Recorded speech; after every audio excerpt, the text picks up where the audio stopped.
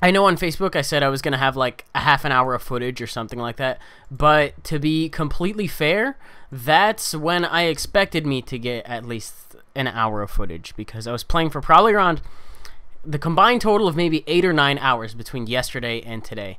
And out of that, I only managed to get 4 games that were decent, that were not me getting plowed over by a Darkrai or a TDK deck, because those are the only things that basically run the format right now, and anything outside of that is going to get steamrolled for the most part. So, like me running Beartic Umbreon right now, thank God I did not run into TDK, because that shit is just scary. Oh, Darkrai, TDK, or Gothitelle, Exceligor are probably the main things driving it, and if I see any one of those 3, I know I'm just going to be wasting my time. Just because I like playing the lower tier stuff, and because I like playing the lower tier stuff, it makes it a lot harder for me to go on random and say, hey, this is a thing that I can do without any worries of the game just completely going to shit. So this is I did mention that this was Beartic Umbreon though, so what I'm gonna go ahead and do right now is get myself a Cubchoo, and I also have an Eevee right now, so I can get an Umbreon for next turn. But I have Manaphy in here as the means of accelerating, just because I can Ultra Ball away water energies and just do that. So right off the bat, Cubchoo is ready to go if and only if I can get myself a Team Plasma Ball, which can be used to get me Beartic or Umbreon, or I can get something else. And it turns out he doesn't even end me out. He just ends up going for a Professor Juniper. Gets rid of a lot of stuff that ultimately just ends up helping him out. He got a lot of electric energies in there, and I'm a little bit scared of this Rayquaza. I'm not going to lie. At the moment, it's very terrifying. But the idea behind this deck is to beef up, because Umbreon gives every Team Plasma Pokemon plus 20 HP, including itself. So the more Umbreons you have on the field, the harder they are, as well as anything else that is Team Plasma, is to take them out. So you can get a maximum of 4 Umbreons on the field, which means a max of 80 HP extra onto anything, which means Beartic has the potential of fuck ton, is all I know right now. But I believe I'm going to evolve my Beartic right now, drop a water energy on it so it has enough in order to go for the Glacier Drop, I believe it is. And I'm also going to go ahead and get rid of, or I think I'm going to do some extra damage on the Keldeo. But Glacier Drop actually gets rid of an eel. Mildly important because I don't know if my opponent runs Super Rods, but that just means that's one less eel that's in his deck that he could have the potential to get. So I'm really glad I actually A, top deck the N on the turn before this, and B, got rid of the eel on that one. So it's just going to make the job of getting rid of the eels that much easier, because Rayquaza can get itself loaded up using Electric's Dynamotor, but the instant you get rid of the eels and it taps itself out, that's it. It has to load itself up manually. It operates very slowly without the eels, and it just so happens that even if he doesn't want to attack this Beartic, Glacier Drop does exactly the amount needed to take an eel out, you know, barring any giant capes or anything of the sort. Turns out the motherfucker actually had 2 eels in hand. One of them he got from the level ball, and I think the other one he just had there, period. So he's able to Dynamotor a couple of times onto his Rayquaza, but the important thing to note here is that the Keldeo does not have a Float Stone, meaning it actually does have a retreat cost. So he's either going to have to A, wait for it, or B, load it up, or C, have a switch, or D, an escape rope. So he's got some possibilities. Switch in this deck is not really a thing when you run Keldeo and Floatstone, so odds are he's probably waiting for the exact item that I just happened to top deck, which is hilarious to me. So I think I'm going to check how much HP Beartic has. It has 170 max, and this thing is just pretty scary. So I also want to ensure that Manaphy gets knocked out, because when it does, I'm allowed to pick any card I want from my deck. It is a free computer search in exchange for one of your opponent's prizes. So it can really turn the tide of the game if you use it accordingly. But he's going to go ahead and max potion off of the Keldeo, because that's what he ended up top decking. A lot of the games, for the most part, that I've been playing have just been very slow, supporterless games. And that actually kind of sucks. But he gets an electric energy onto Keldeo. Oh, you know what? It turns out he had Skyro in play, so he can actually retreat it right now. But I don't know whether or not he has a catcher, so I don't know whether or not he's going to take the knockout on the Beartic or the Manaphy. He has enough energy to knock out the Beartic, which is why I start to get scared a little bit. But I don't think he has a catcher, so he just ends up using all his electric energy right there, which is great. I'm going to get myself I'm going to put down another Manaphy and then just get rid of the other thing. Put down an Eevee, and then I believe I think I'm just going to retreat into my Manaphy to hopefully get him to knock that out once more. Because with Keldeo, he can just rush in, put a Float Stone. So there's a Float Stone. Now, how this operates is Keldeo rushes in. One Rayquaza can get loaded up every single turn. Before, this deck used to operate with 2 Rayquazas, and you would just use Sky Arrow to retreat between each of them. Which, I mean, kind of works, but Keldeo is a little more secure just because you can get rid of Poison and...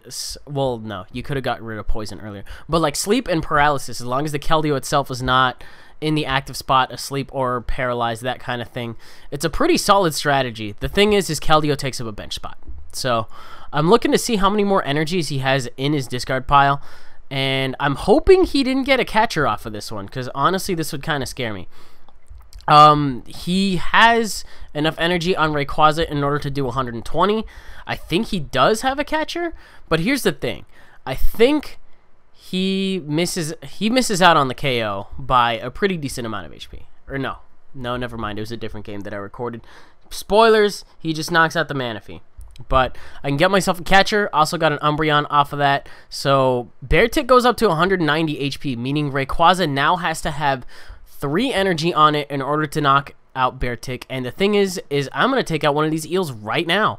So drop that thing like a bad habit. Also get rid of an electric energy, which ultimately ends up helping him. But this means that the maximum amount of energy he can get onto Rayquaza in one turn is in fact 2. 1 from the hand and 1 from the discard pile, thanks to that eel being there. Thankfully, I came into a Skyla. I think I ended up ending out earlier or something of the sort. And now I have a Skyla, so I can use that to get myself a catcher, get rid of that last eel. I'm hoping he brings in Rayquaza and tries to do some damage to me, because Beartic's first attack is what really makes having the extra HP worth it.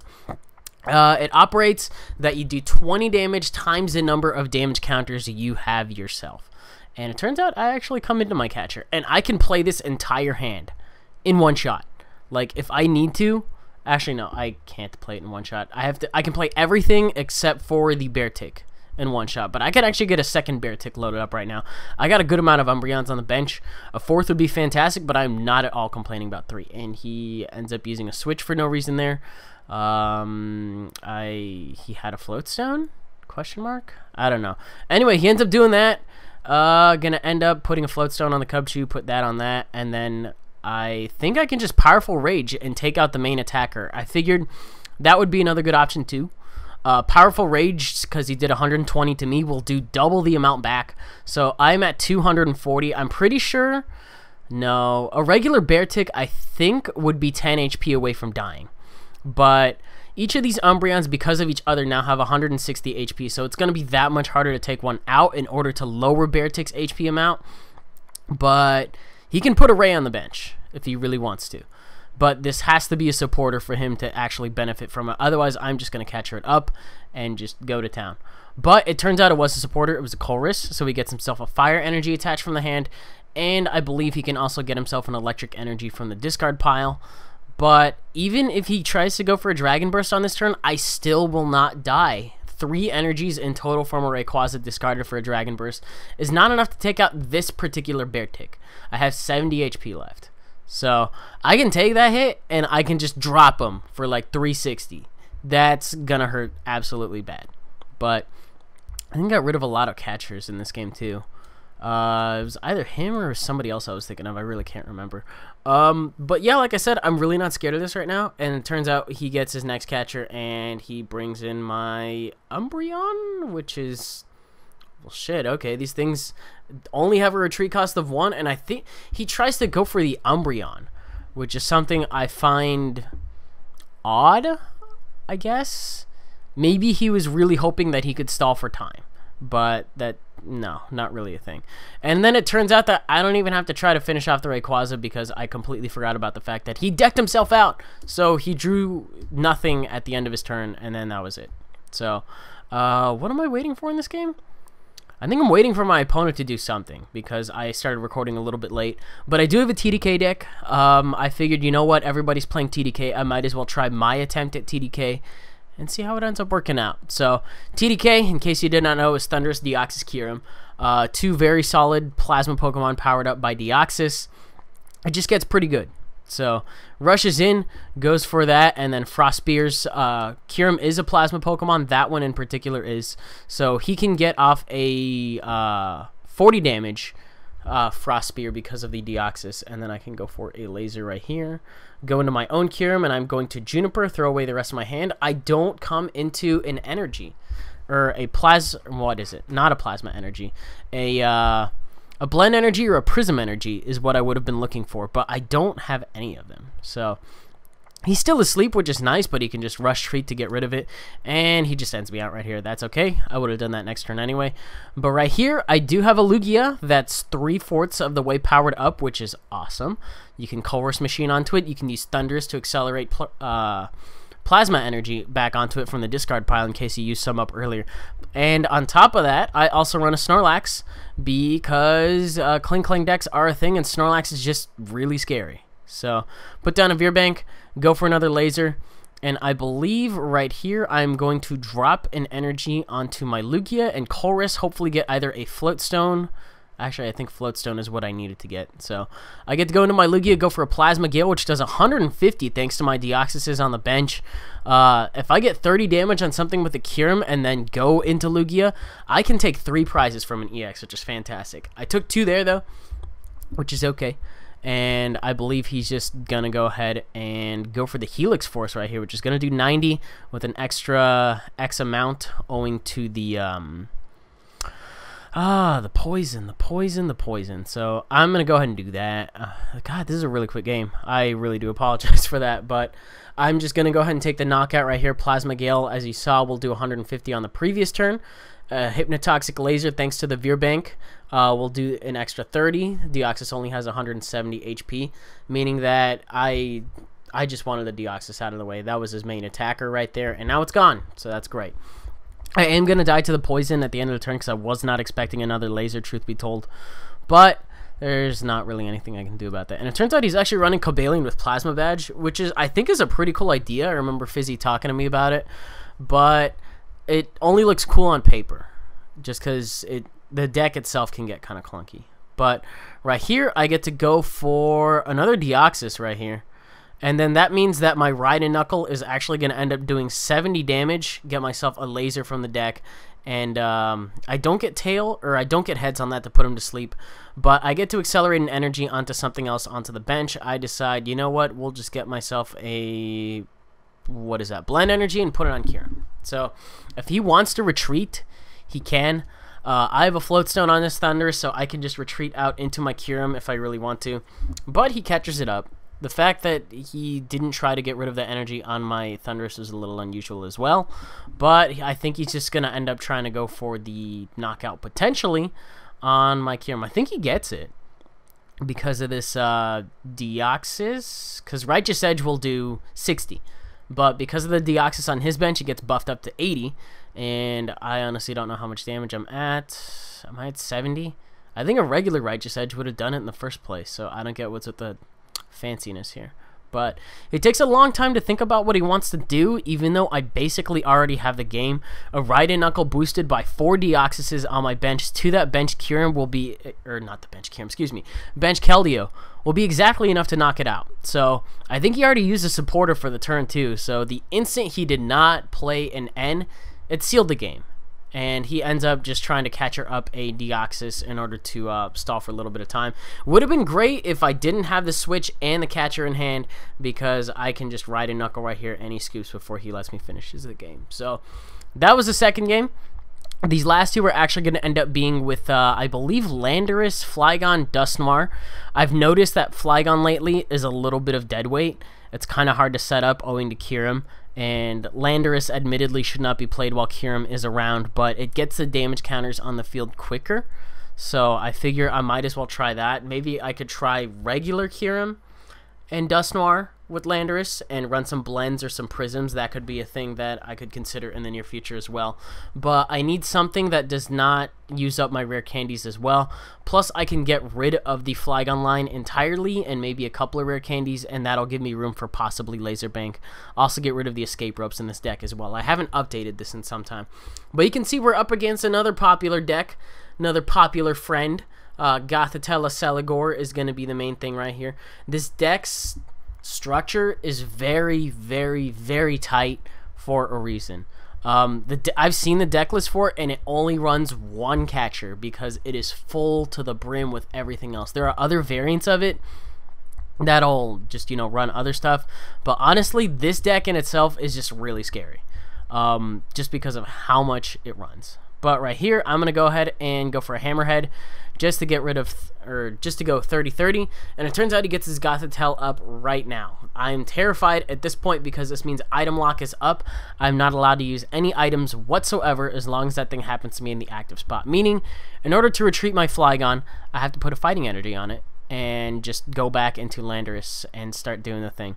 But Gothitelle and a Celigor are a pair because a Celigor's deck and cover is the one that paralyzes and poisons, and it shoves it back in the deck. So he has to hit Shelmets and a Celigor's every time in order to be able to do anything. And he also has to hit the DCE. The other thing this deck runs is Mew. I actually have this deck built online. I just haven't uploaded it yet because it's, I'm not going to say it's tier 1, but I'd be lying if it wasn't popular as hell right now, which is why I've kind of held off from uploading that. If you guys want to see it, let me know. I do have a variant of it that doesn't have Tropical Beach. It runs a lot better in real life when you have Tropical Beach, which I don't think I'll be getting anytime soon. Online, I've got friends in high places, so I'm pretty sure I should be able to get a Tropical Beach in some time. So, right now I'm just going to go ahead and pop all of my stuff down on the bench because it'll get this to be a pretty big Colress. And I'm waiting for him to just kind of slip up on a turn where he won't actually have an Celigor in play, because that means I can start dropping things, like, pretty badly. But he's going to go for another Colress, or he goes for a Colress this time, and he has the opportunity to get himself a Shelmet. So he's playing properly so far, putting his Shelmets down, one after the other, to ensure that he always has an Celigor going on, and my Facebook thing is going off. But the thing is right here, is there's nothing paralyzed or poisoned in the active. So I have an opportunity to go into my Emolga, which does in fact have Free Treat. It's nice to be able to run that in this deck, just because you get yourself a nice pivot in case you don't have an item you have access to in the first place. And I'm going to go for 30 on that and knock out the Musharna. The Musharna is in there for Forewarn in order to get yourself the DCE. Oops, I totally just knocked a fork out of the way. In order to get the DCE, if it's in the top 2 cards, get that first. And then it'll eventually get to the point in that deck where you draw into nothing but DCEs and Mews and possibly Shelmets and Celigors. And that's what you're aiming to do. You get your Gothitelle up, and then you've got everything else lied out on the bench, and you just kind of go with it. So I think he's going to end me down to 5 and drops a Muna, and I think he scoops right here because he got the tails, because that was so important right there. If he did not put me to sleep, is this last video not working? Sorry about that. My Vegas does this thing where it just randomly refuses to display one of the videos. But this is another Landorus Flygon Duskmar thing. This deck is in need of a big overhaul in order to make it remotely functional. But we have another one of our favorite matchups. I feel like this is the sampler platter against, like, every major deck structure ever. I've shown you guys TDK, I've shown you guys Gothitella Celigor, although the Gothitella Celigor was not the most fantastic thing in the world at that point. But I showed you guys a decent TDK, and now we got Darkrai to kind of complete the, I would say, triumvirate, but we actually saw Ray Eels in there, which has a somewhat minor presence. I think the only thing I haven't shown you guys is Garbodor, or the only thing I haven't fought against. I fought maybe one Garbodor deck earlier, and that, I don't know, like, I had 9 hours of playing and I only ran into one Garbodor. That was kind of strange, but ends up lasering my Emolga. Don't really care whether or not I would have put it to sleep or not, but I do have a switch, I do have a catcher, and I do have a fighting energy to power up my Landorus EX in order to be able to do 60 damage to Darkrai and 30 to the bench Sableye. The priority at this point is to get a Dusknoir up as soon as possible, because if I can hit a Darkrai and actually just like move the 90 damage around, I can get rid of a Sableye like ASAP. And I have the hand for it. As long as he doesn't end me out of it, I can Skylar for a rare candy, get a Dusknoir up, knock out the Sableye, and then he's left completely energyless on the field. For the most part, will not have the resources to power up a Darkrai as quickly as he could. I don't remember if he discarded a Dark Energy at this point, but it's not really something I'm going to worry about just yet. So, gets a Laser. I do have switches in this deck. I'm not really sure whether or not I should take those out in favor of Float Stones. The main reason I keep switches in is because of Laser heads like this, and then I, you know, get Tails and don't end up waking up. That kind of sucks. But I believe he's going to Junk Hunt right here while I am asleep, thinking that he is safe doing it. It's a safe assumption to make for the most part if I didn't have this many switches in my deck, but he actually just ends up Confuse Raying, which is also interesting. I can switch into a fresh Landorus, go for a Skylar to get myself a rare candy, and then this is where the fun begins, because outside of Sableye, everything is weak to fighting, and everything is going to be fantastic. So, Sinister Hand lets you move a damage counter from one Pokemon to another as many times you want during the turn. It's way cooler in real life because you can just say, I want to move 60 off of this and put it onto that, or I want to move 180 off of this thing. Actually, something with 180 would 9 out of 10 times be dead. I want to move a lot of this onto this, and you can just dictate how you want to do it, and it's a lot quicker. But online, I don't really like playing Dusknoir decks for this exact reason, because it's just one after one after one after one. It gets really annoying. But he's going to go ahead and go for an Absol. Absol is terrifying right now. My bench is loaded. Mind Jack will do 20 plus 20 more for every bench Pokemon I have. Now, that's going to do 100, and because it has 20 base, it's going to do 120 total. And on top of that, the man drops a Laser. So, if this Landorus had 30 damage on it, it would have died. That's how scary it is. But I do run max potions in this deck. They're mainly for Flygon, but they're also for Landoruses that only have 1 HP on them, which is magnificent. I think I botch up a play here somewhere along the lines. I am going to go for the Sinister Hand and move 4 onto the active Absol because a Hammerhead will do 60 and be enough to knock it out. Just move it off of that one, and then I also want to move it from the bench Darkrai with no energy onto the one that does have energy. That way, if he does have a max potion, he's going to have to pay for it to an extent. But I go for a switch right here, and I'm just going to retreat and just knock it out.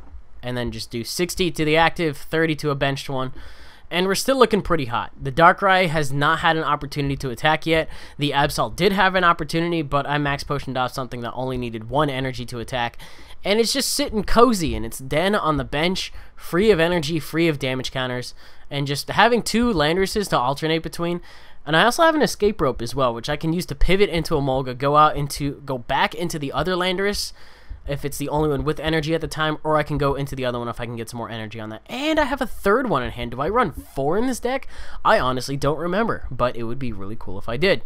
So, Sableye comes down, and he puts a Dark Energy on that. Now, he can junk onto himself back 2 things, but don't expect the Sableye to be alive forever, because the Darkrai has 50... It has 5 damage counters on it. If I'm not mistaken, it might have a little more, but I can kill off a Sableye if I really want to. But the thing is I have a perfectly good escape rope going on here, and I can use Emolga as that pivot that I want to. This will allow me to get more damage counters on the field, because what I can do is I will end up getting 60 ultimately from Darkrai. I can... Oh, you know what? The other Darkrai had 100. That's nice. So I put 4 on that one, and that's all I want to do. Or am I... Yeah, so I missed 1 on that. But do 60 to that, 30 on the bench Sableye in order to knock it out and clean it up. I need to play a little more aggressively in terms of, like, not bothering to rare candy Flygon or keep it in the active. Because there's not a lot of Pokemon there in the first place to take advantage of. So it's just kind of like, why would I even bother? It's only going to get 20 damage, or Landorus can get 90. There is a clear-cut choice, and that's why my trap pinches have remained trap pinches for the duration of the game. Thankfully, everything that I do have out, barring the Dusknoir, I think the Dusknoir is the only thing I don't really... The Dusknoir is the only thing I'm going to hate being in the active, because I'm actually going to need a switch for it. Trapinch just needs a fighting energy to get out. Landers, if it's in the active, that's fine. That's what I wanted in the first place. It turns out I don't wake up here, but I can actually get rid of a Landorus and a fighting energy in order to get myself a... I think I'm getting myself a Juniper, just because it would give me the same cards as a Chorus anyway. Hit the switch. How nice. And I believe, if I'm not mistaken, I can take a knockout on a Darkrai this turn. So I opt to get the one that has more energy on it. Move some damage counters from the bench one with less energy and put them onto the active one because I do want to take that knockout. And there's going to be exactly enough counters on the field in order to claim me the knockout on the Darkrai with more energy. So go for a Hammerhead, which is an even knockout, and then I got to decide where to put 30. Might as well put them on something. It really doesn't matter at this point. So get a Lando and an N. The one thing I'm scared about is him like coming up from out of nowhere and getting a Night Spear with a Dark Claw and a Laser off, because that's going to be 140 that I really can't recover from. I don't know if I have any more switches left in my deck. Oh, jeez, excuse me. But I do have a Max Potion, so I can Max Potion off that damage and then just get a Fighting Energy on it and then just continue from there. Worst case in... Oh, it looks like I do have 4 Landos in this deck because I discarded one of them. So he decides to rush in just to protect it, and then he also Dark Patches, so that other one is ready to go, but not if I have anything to say about it. I believe I am actually going to... I think I'm going to Catcher Up that one, just so that way he has to put an energy on either this or the Keldeo, but I get 90 damage on the field either way. I just need to hit a Darkrai. I think I might have it at this point. If I can hit... I actually don't think I need a catcher, because I can just move Dusknoirs. I can move all of the damage counters from... What the shit? Did that video end already? Ah, fucking fraps. Okay. Well, what happened was I ended up moving all the damage counters from the bench Dusknoir to... No, not the bench Dusknoir. Excuse me. Bench Darkrai to the active one on the next turn. I honestly don't know. This is why, like... I don't know why Fraps does this. It just randomly decides it's not going to finish recording one of these videos. So that was really rude. I did not know that that was a thing either. But yeah, Fraps, for whatever reason, just cuts out the end of my TCGO video sometimes, even though I did not hit the stop record button. So I'm going to have to find something else to record these videos with. Anyways, that was basically all the TCGO videos I was able to get in like a day and a half. I'm sorry, but I tried, and that's what counts. So, if you guys enjoyed it, though, you are more than welcome to leave a like rating, comment, and subscribe, and do your thing. And I guess I will see you guys later on in the week if and when I decide to reclaim my soul back from having sold it for Animal Crossing. So, I'll see you guys later.